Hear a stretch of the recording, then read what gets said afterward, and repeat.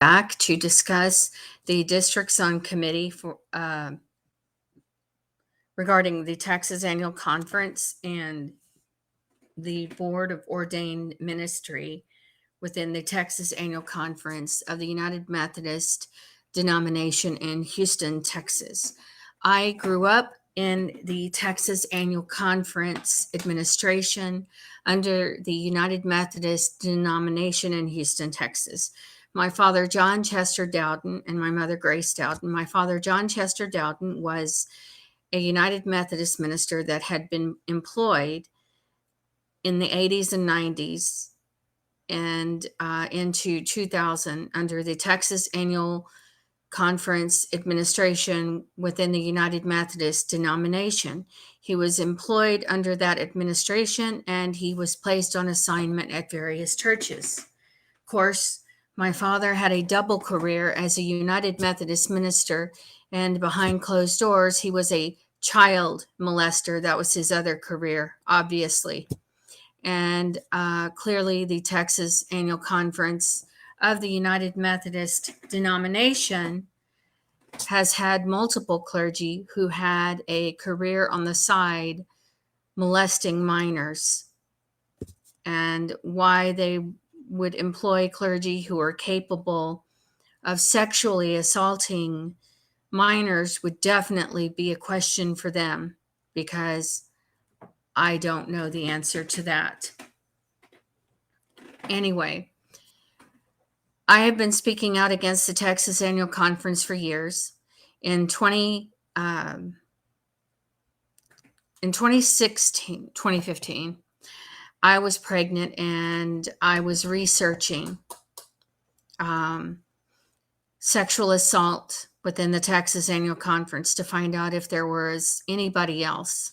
And I stumbled upon an article about Jane Doe, who received an out-of-court settlement from the Texas Annual Conference. And I saw the attorney's name was Harrison Fisher. So I went to meet with Harrison Fisher, and I was pregnant at the time. Unfortunately, I had repressed memories and I had not remembered enough. I shared with him what I could remember from my story.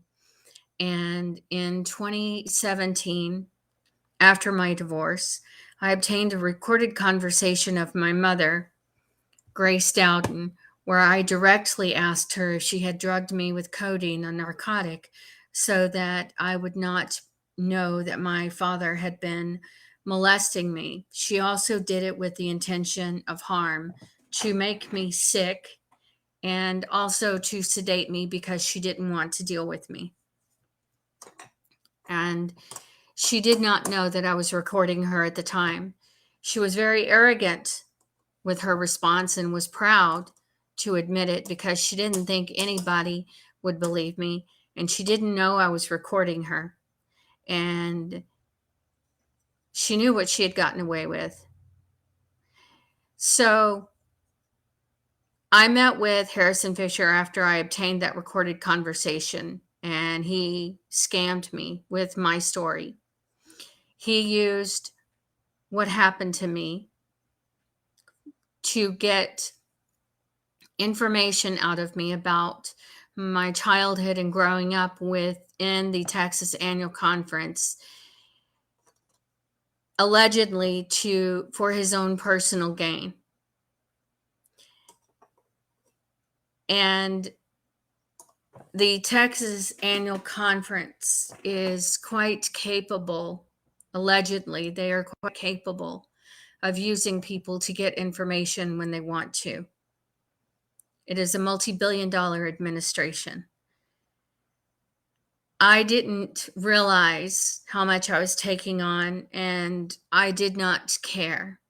I am a very direct person. I am stubborn as hell. And there was a reason that I could not let it go. And perhaps this is the reason. And I think the other driving force of why I couldn't let it go was because of repressed memories. And when those repressed memories surfaced, that's when I started going through real hell. And so I sat down and I did a video for Harrison Fisher because he wanted it in writing. And that's hard for me to do. And so I sat there and recalled everything about my abuse. And it's on video. I still have it. And I gave it to him. He watched it. And he said the Texas Annual Conference will not want this out in the media. But it was never released to the media. But I keep it under lock and key. Mainly because I've never ruled out releasing it to the media. I don't know that they would care. However, releasing it, which I attempted once before and regretted it, would mean re-traumatizing myself, which I'm not going to do. So Harrison Fisher had warned me about, because he knew I was going to have to go before Judge Prine eventually for a custody trial because I have an abusive ex-husband. And he warned me about speaking out against the Texas Annual Conference. He said that if I file a lawsuit against them and it gets out in the media, they will tell the media that I am mentally ill and that I am not capable of caring for our sons. At the time, I didn't understand how that made sense. And sorry, pardon me for scratching the bugs in my head. Anyway, so I didn't understand how that made sense about the Texas Annual Conference telling the media that I'm mentally ill as a way to discount me. And I don't know if the Texas Annual Conference were using him, were provoking him to tell me that, to scare me, to shut me up. But it didn't work, because here I am today talking about the same thing. And he said that the Texas Annual Conference would tell the court and tell the media that I was mentally ill, that I was incapable of caring for our kids, and that they would assist my ex-husband, Carly Anthony, in getting our kids away from me. Which, I guess in a way would make sense, right? Because they've employed clergy who are capable of horrific child abuse. So it makes sense that they would advocate for a man who is a child abuser to have custody of our sons, wouldn't it? Of course it would. Of course, they didn't think about the fact that I could actually say that one day. They didn't think about that.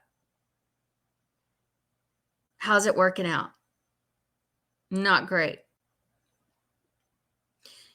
Because a social worker reached out to me, a case manager for my son who is 16. There's no discussion of college.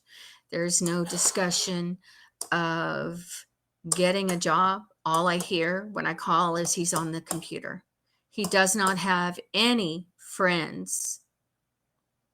So in the event that he gets into any type of work program and he can't handle it, and he lashes out at someone,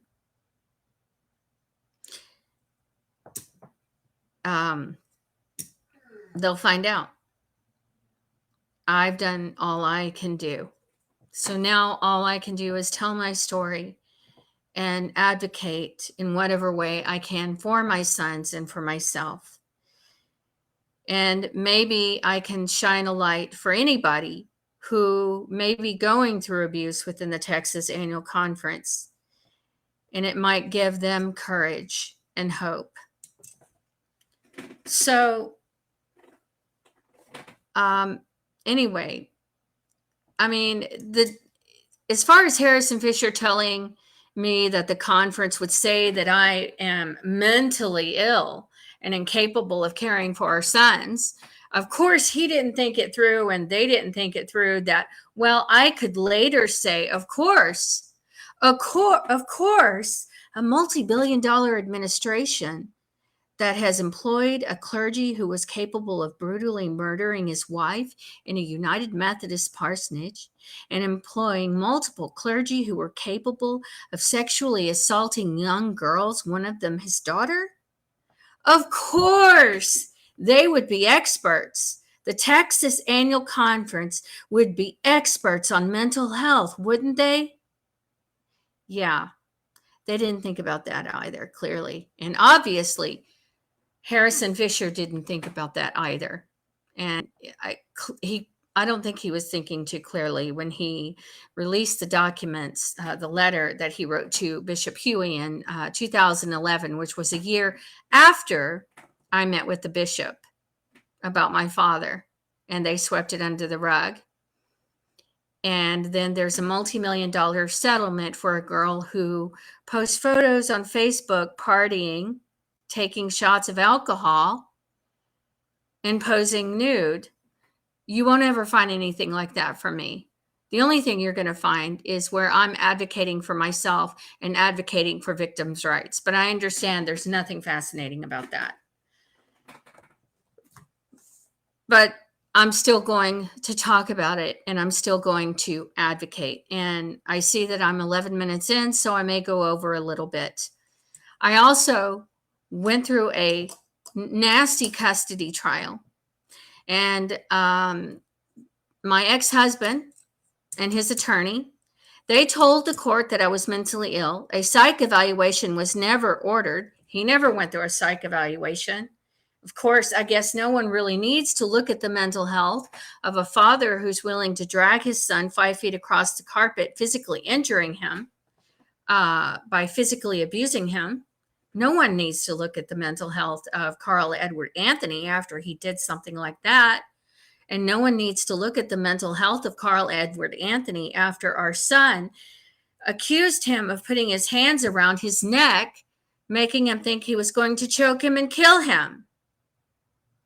Yeah, nobody needs to look at the mental health of anyone who is capable of doing something like that, clearly.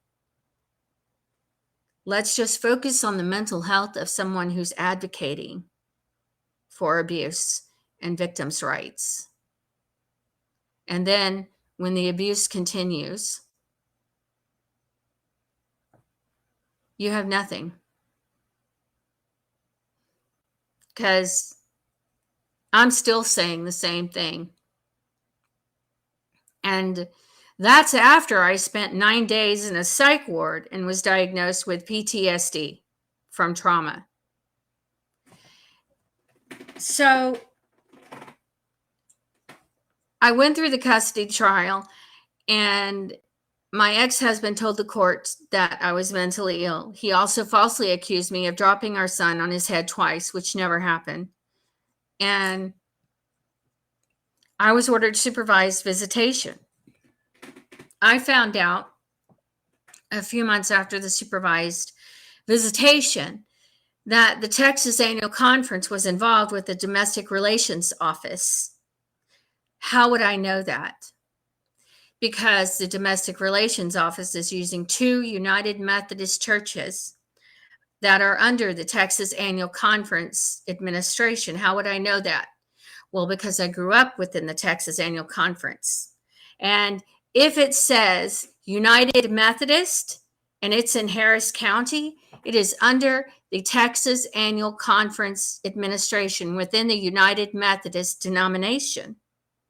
So I had to visit my kids at St. Stephen's United Methodist Church, and I was sexually harassed. I was sexually harassed during my visitation in front of my sons, and there were staff at St. Stephen's United Methodist Church who witnessed me being sexually harassed in front of my sons. I guess they enjoyed it, because anyone in a United Methodist Church within the Texas Annual Conference, they definitely do not have a problem with children being sexually assaulted or sexually harassed. or women being sexually harassed. They don't have a problem with that either. So nothing was done. I did reach out to the Texas Annual Conference and expose the fact that I had been sexually harassed and that the Texas Annual Conference has a history of employing clergy who were capable of murder and sexually assaulting young children. And I was kicked out of the supervised visitation program.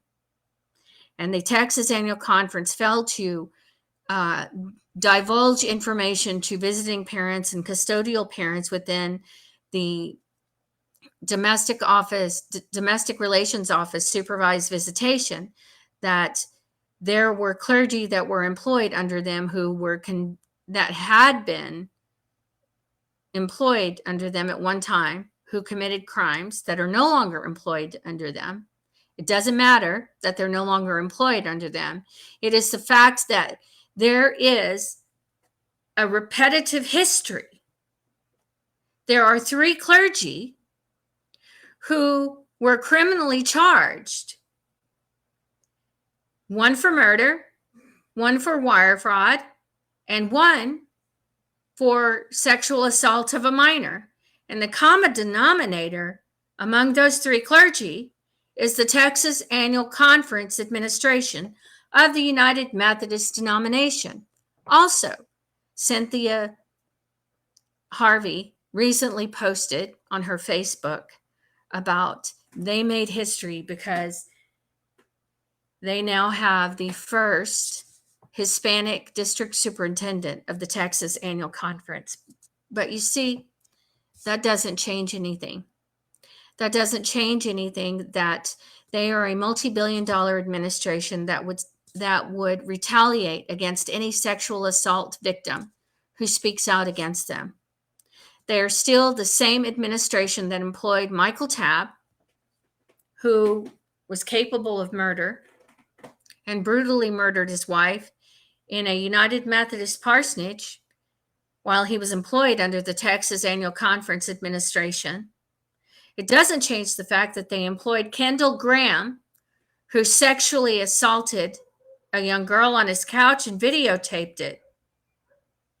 Doesn't change that. And you know, that's very common in the evangelical communities, because they'll do one thing that is positive or good, and they'll shine a light on that because they only want you to focus on that, as if to distract you from what has gone on in the past. That doesn't prove that they've learned anything.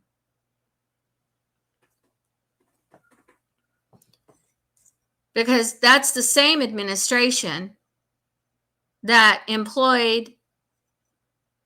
had a bishop who was gay and contracted HIV, and they don't like to talk about it, Bishop Crutchfield. And I have no issue with Crutchfield, honestly. I think he's somebody I wouldn't have mind having a conversation with. It would have been very interesting to know him and to have a conversation with him. And I have read about him and done my research. I had enough of an organized thought process in my mental illness that was diagnosed by multiple clergy in the Texas Annual Conference to do my research. What a miracle, you know? So I am going to continue, and I am going to read a page out of the district, out of the DCOMS, the District on Committee of the Board of Ordained Ministry for the Texas Annual Conference. And then I'm going to follow it up with another article about another lawsuit regarding sexual misconduct, sexual harassment, sexual assault at another United Methodist church that was under the Texas Annual Conference administration. Okay.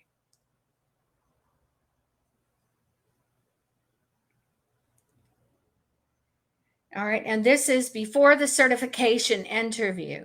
By February 1st, schedule District Committee on Ordained Ministry certification interviews. Certification interviews should be scheduled between April 1st and April 19th, giving consideration to students and school breaks. This is to give time for psychological assessments for January candidacy summit participants. Excuse me. Contact candidates from your district who attended candidacy summit the previous summer and those who self-delayed or were continued the previous spring to determine how many interviews you'll need to schedule. Plan to allow at least 15 minutes for DCOM, District On Committee, discussion before and/or after the interview. Divide committee, if necessary, so that no more than 8 members are present in any interview. By February 15th, notify DCOM and candidates with interview dates and times. Give DCOM and candidates detailed information about the interview location. Tell candidates what they should expect and what they should wear. No later than 2 weeks prior to the interview, candidates should forward to you statement of call, including 1 through 6 in Roman numerals, in 311.2.a, written responses to Wesley's historic questions, 310. I'm sure this is in the Book of Discipline. Minutes from home church charge conference, candidate approved by 2 to 3 written vote. Exploring mentor's recommendation letter. Any other district requirements? Invite each candidate's home church pastor to accompany him or her to the interview. If pastor is not available, request a recommendation letter.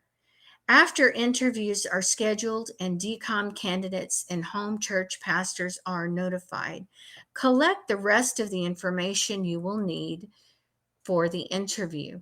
After the candidacy summit, you should have received from candidacy manager personal data inventory, personal and professional references list, notarized disclosure form, contacts the BOM, Board of Ordained Ministry Psychological Officer, or Exploring Mentor for the psychological assessment summary.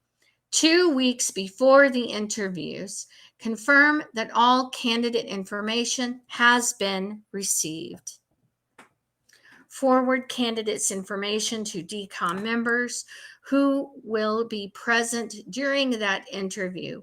Personal data inventory, statement of call, including 1 through 6 Roman numerals in 311.2.a, written responses to Wesley Historic Questions 310.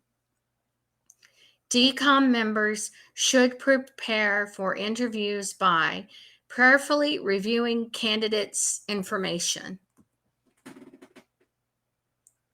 Okay. It does make me wonder who the hell they were praying to when they were selecting Michael Tabb as a candidate, or my father, or Kendall Graham. Okay. Lawsuit alleges Methodist Church of Pearland pastor ignored sexual abuse in late 1990s. This was posted by the Houston Chronicle by Caroline Wilburn, breaking news reporter, November 26, 2024. And I spoke with this attorney. And it was a very different experience than speaking with Harrison Fisher.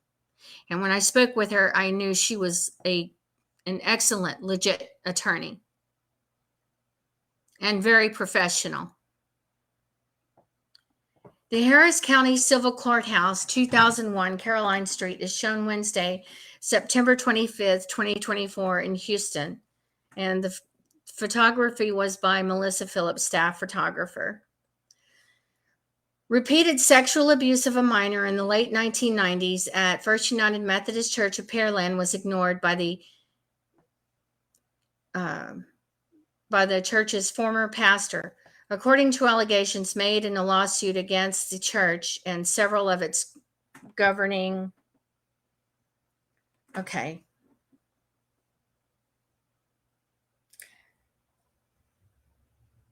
Well, all right, here we go. Okay, I'm going to skip that one and I'm going to bring up a different one because it's kicking me out.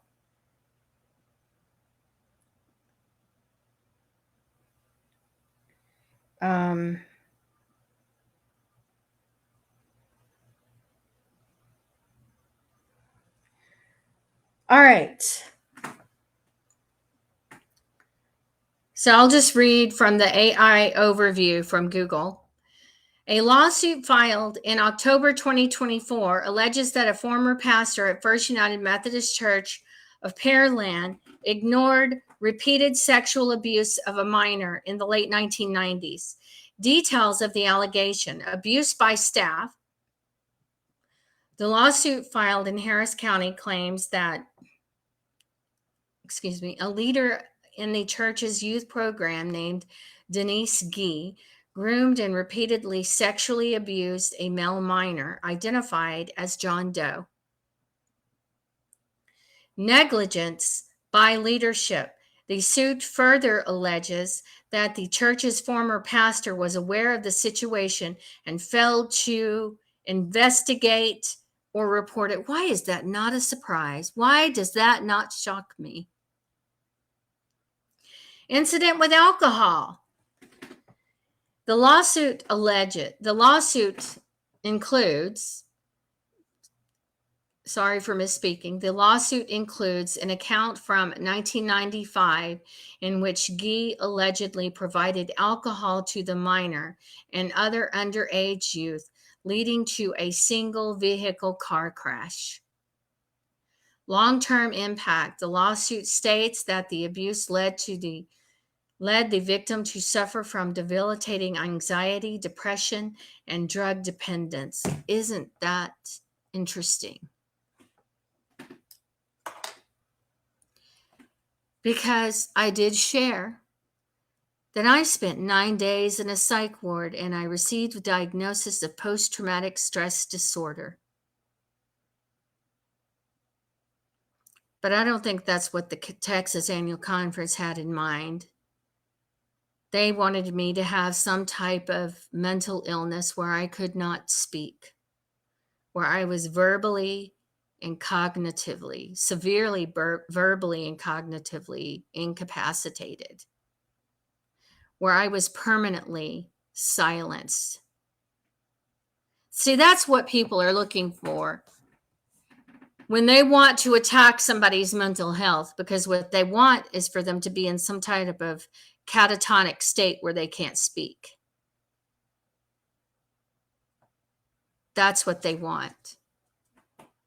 Because they don't want to say, well, we wish this person were dead. Like my ex-husband, who told me he wished that I didn't exist anymore, which is pretty much the same of saying that you want someone to die. But instead, what people say is they come after your mental health because they want to discount you. They don't want people to believe you. That's what my parents did. They told people, oh, she's slow. She's got mental issues. She's got emotional problems. Okay. Defendants. The First United Methodist Church of Pearland, the Texas Annual Conference of the United Methodist Church, and other governing bodies are named as defendants in the lawsuits.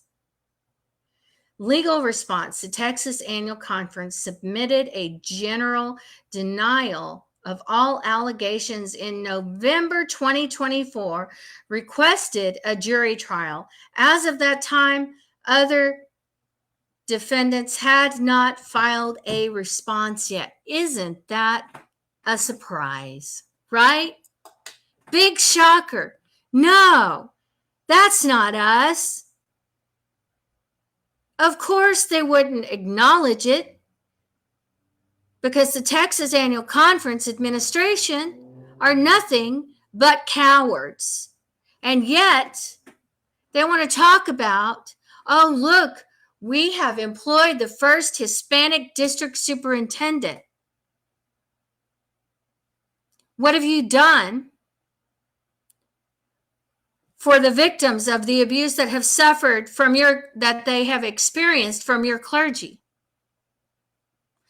Or the parents and children who are exploited in the supervised visitations that are held in your churches? What have you done about that?